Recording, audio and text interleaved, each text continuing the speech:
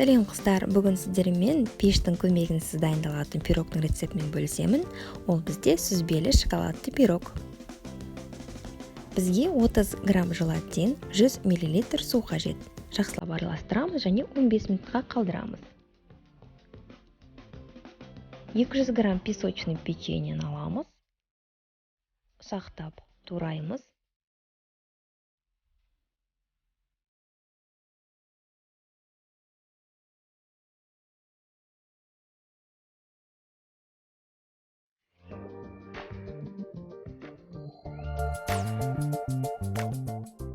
Дайын болған печеньемізге алдын ала ерітілген 150 грамм сары майды құямыз.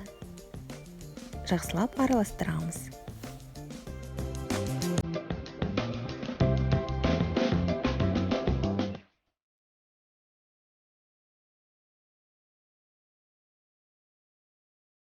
Әзірше печеньемізді қоя тұрамыз. Енді құймасын дайындайық. Ол үшін бізге 400 грамм сүзбе, 200 грамм қант және 400 грамм қаймақ қажет. Блендерден жақсылап араластырамыз.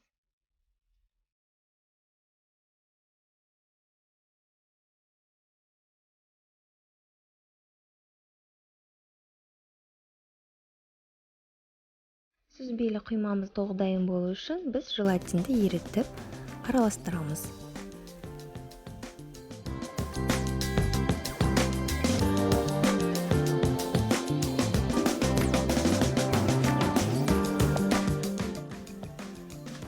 Жиырма 2 сантиметрлі формаға печеньемізді нығыздап орналастырамыз.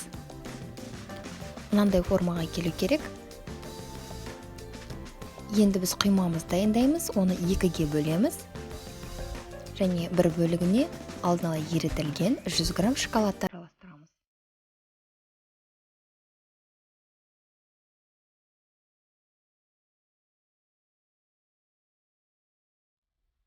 Бірінші және екінші бөлікте құймамызды кезек-кезектен формаға құямыз және оны холодильникке 2-3 сағатқа қойып қойыңыз.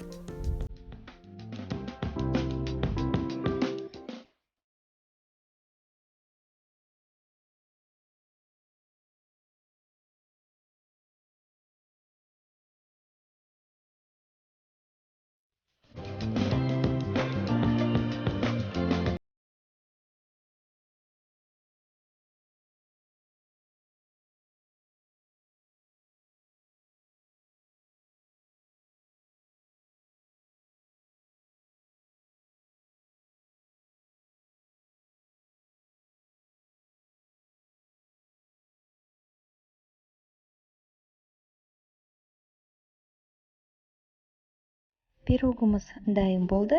Өте әдемі, жеңіл әрі тез дайын болды. Міндетті түрде жасап көріңіздер және комментарияда бөлісіңіздер. Астарыңыз дәмді болсын.